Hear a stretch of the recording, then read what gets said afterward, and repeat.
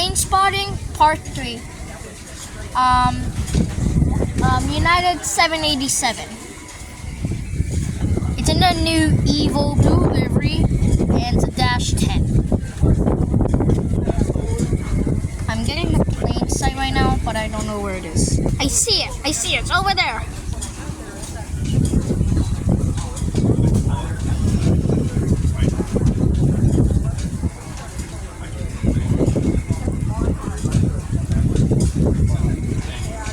I will call the 787 the Boeing. I don't even know. I don't want to call it anything.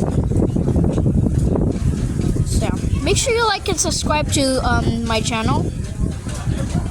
So yeah, I'm not having any. I'm very close to 200 subscribers. Read that landing call 1 to 10.